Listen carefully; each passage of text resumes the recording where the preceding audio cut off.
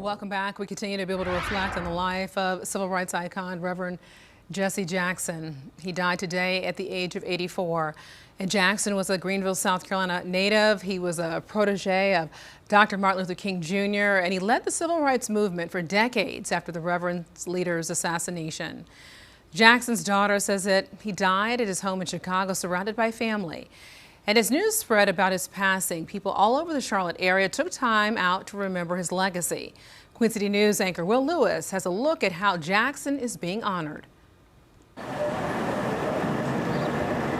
At Archive Coffee in West Charlotte, the love for the Reverend Jesse Jackson was evident after news broke of the civil rights leader's death.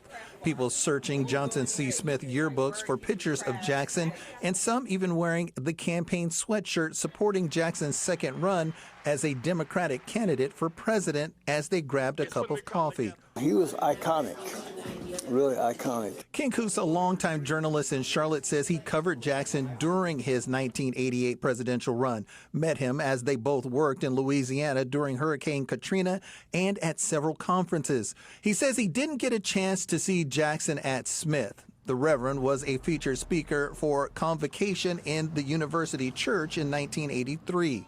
Coons says he will always remember one thing about Jackson. When Jesse walked into the room, the room stopped, basically.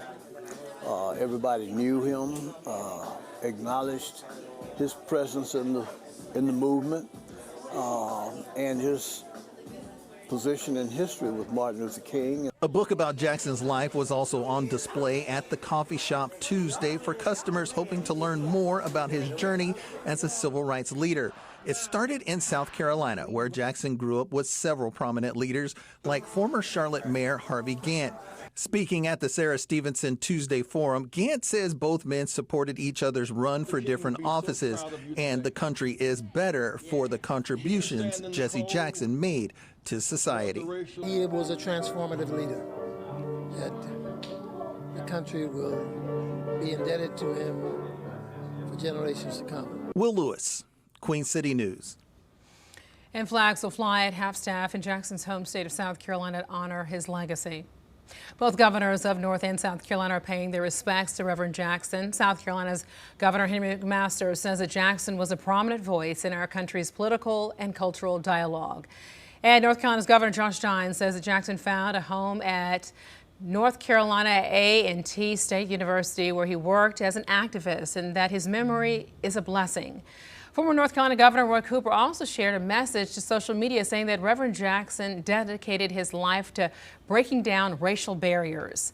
President Trump also paying his respects to the late civil rights activist. In a post on social media, the president sent his deepest sympathies to Jackson's family, calling Jackson a force of nature like few others before him. Queen City News Plus. Just search Queen City News on your smart TV's app store.